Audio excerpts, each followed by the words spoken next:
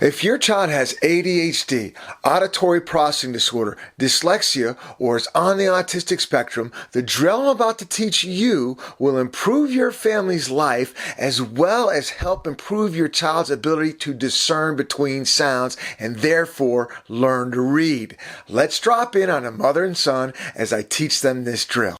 The first thing from now on, when you and your husband communicate with Dean about what he's supposed to do, whether he's supposed to get ready for school, whether he's supposed to get ready for church, whether he's supposed to get ready to go four-wheeling, whether he's supposed to go and get his book bag and pack for a trip, because too much of your life you're doing for Dean because he doesn't process. The boy's going to start processing and start packing his own stuff. So whenever you're talking to him, step one, you want to face him.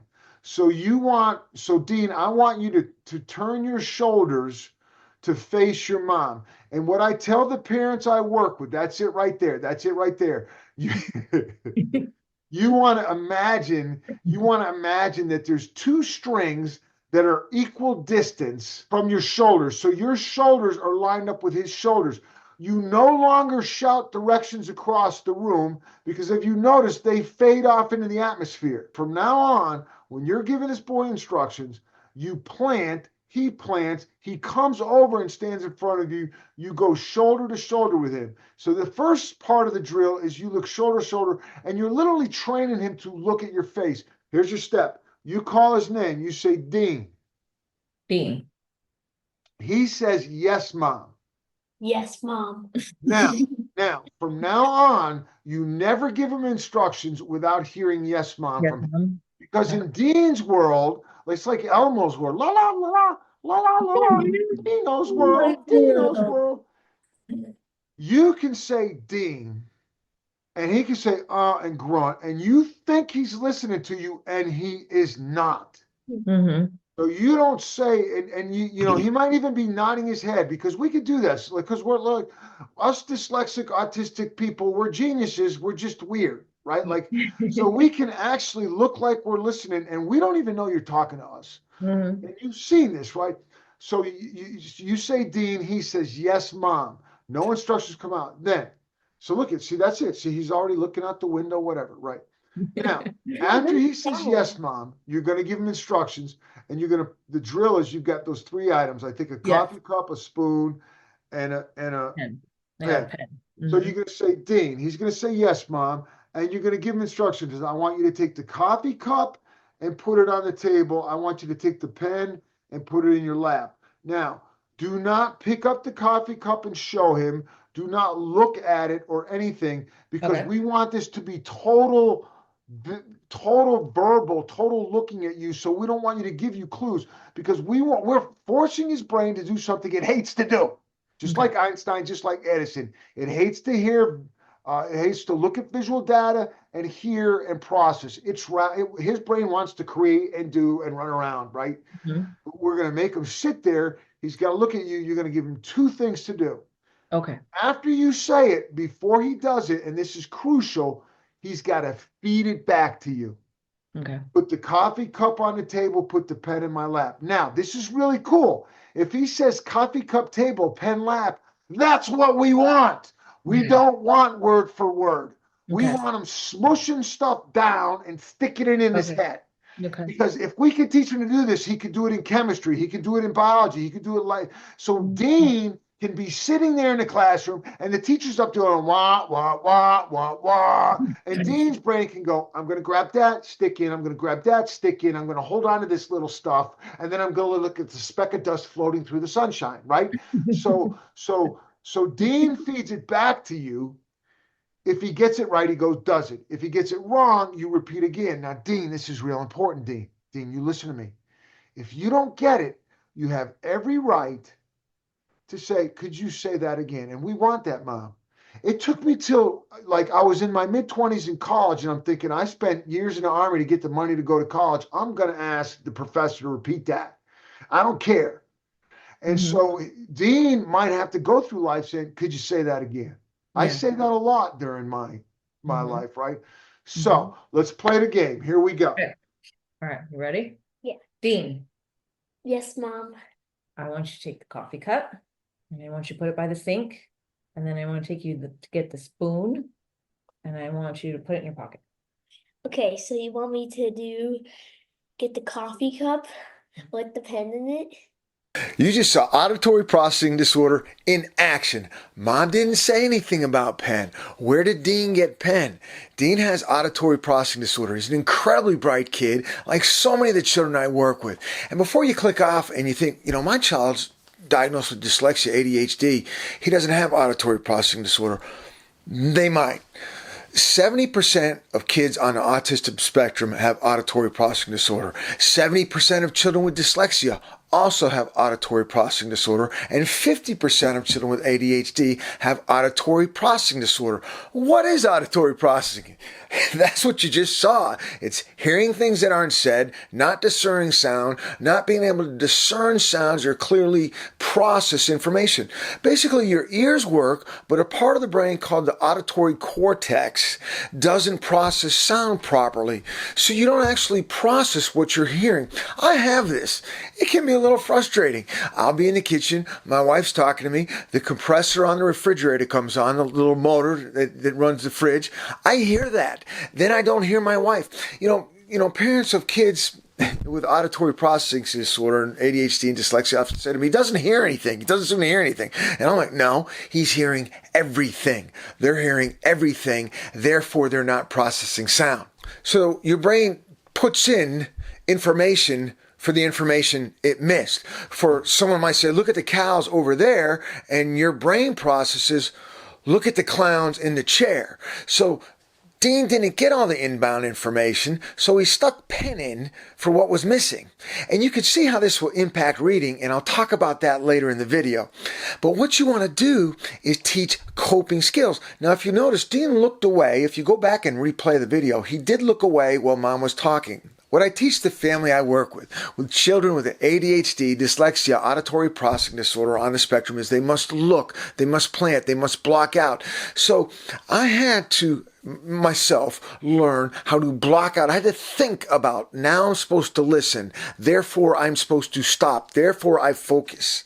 So the more you work on the auditory cortex, in other words, the more you work on the very thing your child is weak at, giving verbal instructions, the more you teach coping skills, the more they'll be able to discern your voice and the instructions. That's what this drill does, but it does even more, and I'll talk about it later. If you're finding this helpful, please hit like and also please subscribe. And if your child is below grade level in reading comprehension, please check out the link to my course that's in the descriptions. If you can give my program 15 minutes a day, you will be able to get your child to grade level in reading comprehension. Let's get back to the drill. I didn't say that. Okay, now. But that's why we're doing this. And we'll talk about, that's why we're here. Because that is a freaking genius kid right there. We know that. We know what he creates outside. We know what he builds and doesn't, right? But you said something and the data got flipped around. Yeah. Now, how does this impact reading? We're saying these sounds goes with this data flipped around. If we work on this part of the brain, not only will your life be better, but he'll read better. So now, when that happens, what you want to do is just fix the part that was wrong. I don't want you to do that. I want you to go back and start from the top. Okay. So start right from the top. Dean. Dean, Yes, Mom. I want you to take the coffee cup and put it by the sink, and then take the spoon and put it in your pocket. So you want me to take the coffee cup to the dishwasher and take the spoon out and put it in my pocket. Okay, now he got one part wrong. So then you start at the top. I want you to take and you go again. Dean, look at your mom. Okay. Listen to her real carefully. I want you to take the coffee cup and put it by the sink. And I want you to take the spoon and put it in your pocket. Yeah, okay. So you want me to get the coffee cup, bring it next to the sink, bring the spoon out and put it in my pocket? Yes. Do it. Do it. Yeah, go ahead. Do it. Go ahead and do it. Coffee cup. What about the pen? Take it out. What? There's a spider inside it. There's a spider inside it. There was a spider in the cup. We got it out. On with the drill. Okay, now All right. go do it. So We'll do it. Go do it. I've had a parent say to me, well, can we skip the doing it part because he proved that he memorized it? The doing it part is the reward because these kids like what? Doing. See what, Mom? I've had families do this, and in 3 weeks, they got a different kid, Wow. right? They're like, Can I do it with my husband too? I think you're going to have to. Yeah, I've met your husband, and there's a reason he's so successful, and it's not because he's normal, because he's not. Yeah. Right? DNA does what DNA does. Right. Now, let's try 3. 3 things. 3, make them simple. Dean, Yes, Mom. I'd like you to take the coffee cup and put it on your book. Then I would like you to take the spoon and place it inside the coffee cup. And then I'd like you to take the pen and put it inside the coffee cup. So you want me to take the coffee cup, put it on the book, put the spoon inside, and pick up the pen and put it inside. Yes. Okay, now look at his face right now.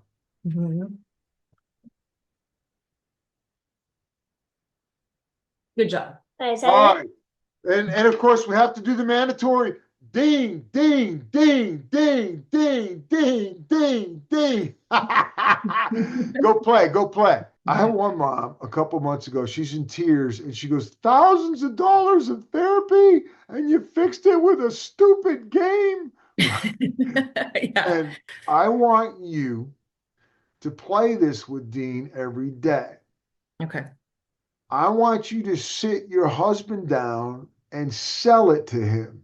Okay. Men have a problem with it because men think I should be able to broadcast my voice across the room and get things to happen. Yeah. But they're not happening. Yeah. They don't want to do the other steps because they're men and, we are what we are. We're not very instructable. So, you say, look, I need you to have him sit there and look at you and you give him sequence. Now, Okay. I want you to play it whenever you sit down to do the 15 minutes a Okay. day. It's Okay. just play 2 rounds of it. Okay. But I also want you to work it into your day. So you're flying out the door and you're thinking we've got to do whatever. American families are always flying out the door, soccer, whatever. Yes. And what I have a lot of parents do, because their kids are so bad at following instructions, they're the ones scooping up the soccer bag, the soccer, they're the one doing all that. And you make up your mind, no, Dean's going to be responsible. And so it's midday, you call him over, you're standing in the hallway or whatever. Dean, yeah, Mom, do this, right?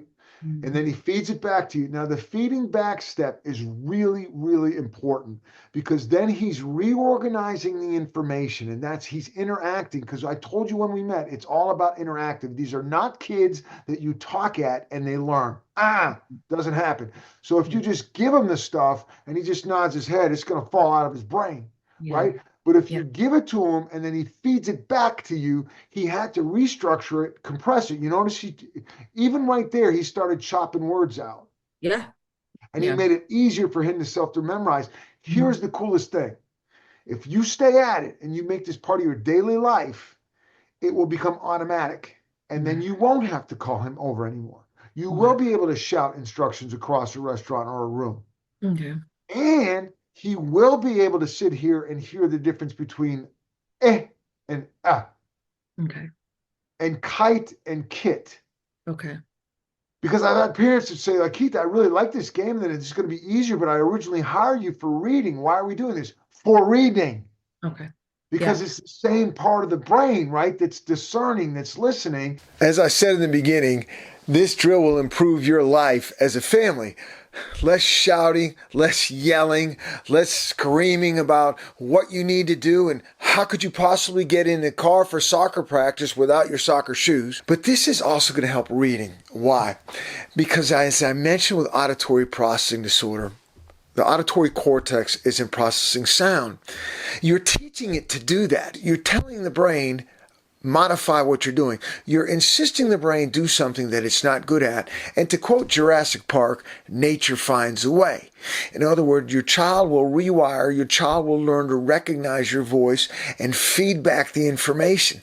It helps reading because as you're sitting there and you're saying R-A-T is rat, rat, R-A-T-E is rate, they sound very similar to a child with auditory processing disorder, but you've been working on that part of the brain. And when I say working on it, I mean you've been practicing, you've been working out that part of the brain, you've been trying to get the brain to adapt, and then he will be able to discern those differences, those subtle differences. To you, rat and rate are very different. To me, they're not. To the children I work with, they're not.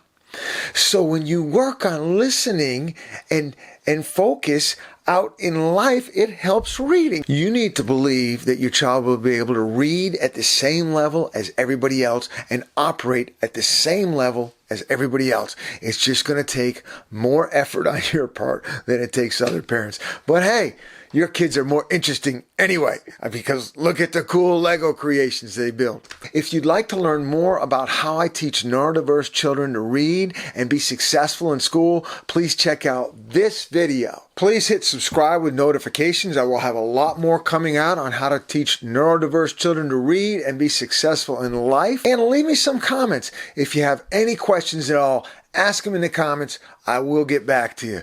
And let me know what you'd like me to address next.